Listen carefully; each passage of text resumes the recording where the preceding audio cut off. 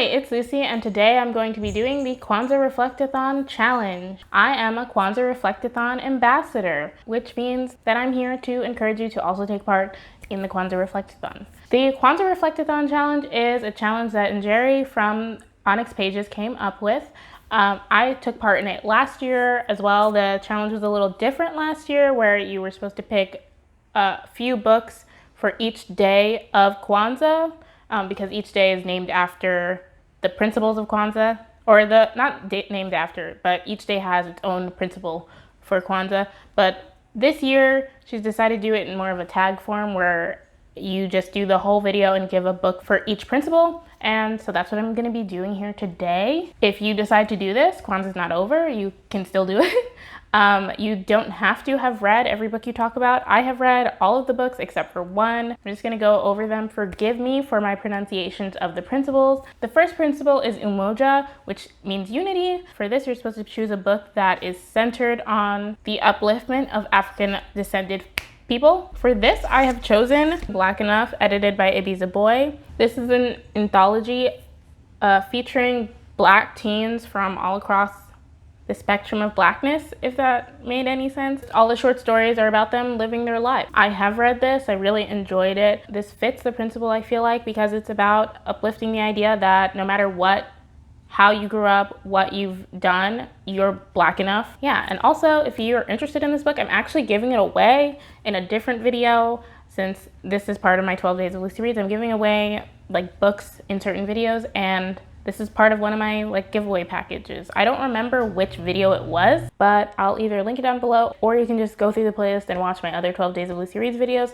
But yeah, I am giving this copy away. Kujichagulia, which means self-determination. And for this prompt, you're supposed to choose a book with an African descended main character who is part of the LGBTQ plus community, who inspired you because they were determined. I chose Let's Talk About Love by Claire Kahn. This follows a girl who is biromantic asexual after she goes through a breakup with her ex-girlfriend because she doesn't want to have sex. She displays a lot of determination in the other aspects of her life. She really wants to do a specific major, and her parents don't want that for her, but she's determined to make it happen, and that's a huge part of the story as well.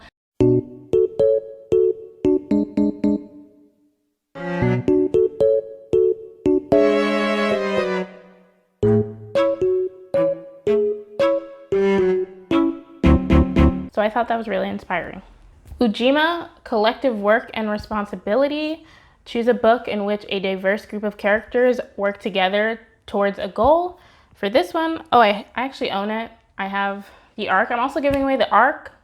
I don't think that video's gone up yet. The Good Luck Girls by Charlotte Davis is my choice for this. This follows a group of girls. It's a sort of fantasy paranormal where there are unrestful spirits, I'm not sure the word I'm looking for. And there's also some other paranormal stuff going on, but we follow this group of girls who work at a welcome house, which is another name for kind of like a brothel. One of the girls ends up killing a patron of that place, so they go on the run, and so they're all working together to get themselves to safety. And yeah, it's a really good story. I really liked it. Ujamaa, Cooperative Economics, a book that got you thinking about sharing economic resources. This is the only book I haven't read on this, but this book is on my TBR. It's called Give People Money: How Universal Basic Income Could Change the Future for the Rich, the Poor, and Everyone in Between by Annie Lowry. Yeah, it's about universal basic income, which is definitely one way to share economic resources. I've just been interested in that a lot, and I'd like to learn more about it. And there's that presidential candidate, and Andrew Yang is, that's basically his whole platform. So yeah, I'd like to really learn more about it. Not that I'm voting for Andrew Yang. Nia, Purpose, a book in which an African descended character found or developed their purpose. For this one, I've chosen a book that more loosely embodies this principle. I've chosen Who Put This Song On by Morgan Parker. This follows a girl named Morgan who is dealing with depression and just living in an area that's mostly white, as she's a Black girl, and what it's like for her. I feel like at the beginning of the book, she's lost, and towards the end of the book, she's less lost. So I'm not sure if she's exactly found her purpose, but she's definitely working on it, and she realized that she can find it, if that makes sense. So I felt like it embodied Nia in that way. Kumba, Creativity, a book in which an African-descended character demonstrated power through creativity. On the Come Up by Angie Thomas. Do you need a synopsis? I feel like literally everyone knows what this is about. Everyone has heard of it.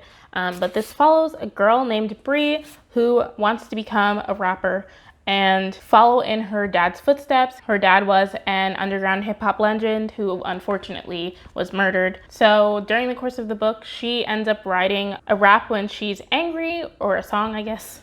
She ends up writing a song where she's angry, and it goes viral, and it's about her dealing with that, as well as the situation at school with the security guards. I feel like the creativity part of this is that Bree writes her raps, her songs, and she puts all of her emotion in that. And I feel like there is power in your emotions, and that's why I feel like this embodies that principle. The last principle is Imani, which means faith. Choose a book that strengthened your faith. This was hard for me because I'm not a very religious person, but the book I chose, people might be surprised by, but I will explain. The book I chose is The Poet X by Elizabeth Acevedo. This follows a girl who's struggling under her parents' strict religious upbringing, and she struggles with her faith in this book, as well as like the sexism within her family and in the Latinx community, and in the life community as well. And it deals with a bunch of other stuff, and it's also told in verse. So the reason I chose this is because, like I said, she does struggle with her faith, and I don't know if, I wouldn't say she comes out of it like believing more in God, but I think she is more accepting of it, if that makes sense, because by the end of it, even though the way her parents like use, or specifically her mom uses the church, they also do go to church to help them repair their relationship, if that makes sense. I don't know if that really strengthened my faith, but I think it still embodies the principle. And yeah, so those are all of the principles for Kwanzaa and the Kwanzaa Reflect-A-Thon challenge. If you're interested in doing this video, you should definitely do it. There's still a few days left of Kwanzaa. Happy Kwanzaa if you celebrate. I hope you had a good holiday, whatever you celebrate. And yeah, and since this is part of the 12 days of Lucy Reads, I'm also going to be doing a booktuber shout out. And so today's booktuber shout out is Comfy Cozy Up. I recently discovered her channel, probably over the summer. I don't really know how, but yeah, it just showed up for me, and I really like it. She is more of a calm or booktuber. I know she's trying to make it more of a priority to read more Caribbean authors, if that's something you're interested. And she also does videos about journaling and writing, in case you're interested in stuff outside of just booktube. So there she is.